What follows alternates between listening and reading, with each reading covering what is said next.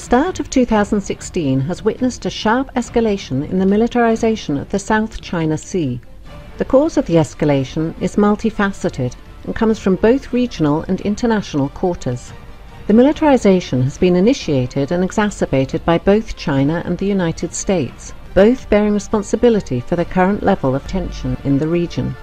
The USS John C. Stennis Carrier Strike Group sailed to the region from its home port in Bremerton, Washington on January 15th and passed through the Luzon Strait separating Taiwan and the Philippines on March 1st. The Stennis is accompanied by the guided missile cruisers, the USS Antietam and the USS Mobile Bay, as well as the guided missile destroyers USS Stockdale and USS Chung Hoon.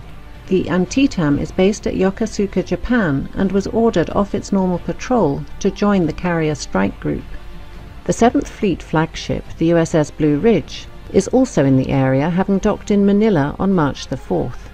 Trilateral talks were held on board the Blue Ridge on March the 5th between the US Navy, Japanese Maritime Self-Defense Forces, and the Philippine Navy. The key subject of discussion was how the three nations can work together to confront China in the South China Sea, promote security and stability in the region, and develop future multilateral training and exercises. The current deployment of the Stennis CSG to the region follows the previous deployment of the USS Lamson guided missile destroyer to the Spratly Islands last October, and the USS Curtis Wilbur to the Paracel Islands in late January of this year.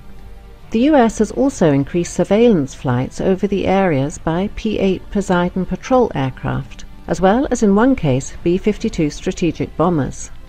The navies of China and Vietnam fought a naval engagement for control of the Paracel Islands in 1974, which resulted in China's de facto control of the islands.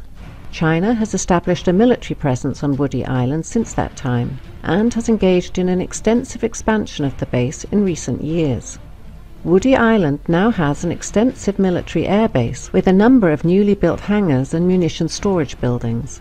In February, satellite surveillance revealed the deployment of 2 batteries of HQ-9 surface-to-air missile launchers, as well as supporting vehicles such as an engagement radar and the Type 305B ASAR acquisition radar on the northern end of the island.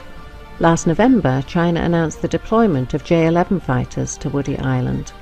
As land reclamation and building efforts on the part of the Chinese continue at Fiery Cross Reef and Mischief Reef in the Spratly Islands, with no signs of slowing down in the immediate future, it will be interesting to see if the US Navy increases the size and tempo of future patrols in the area.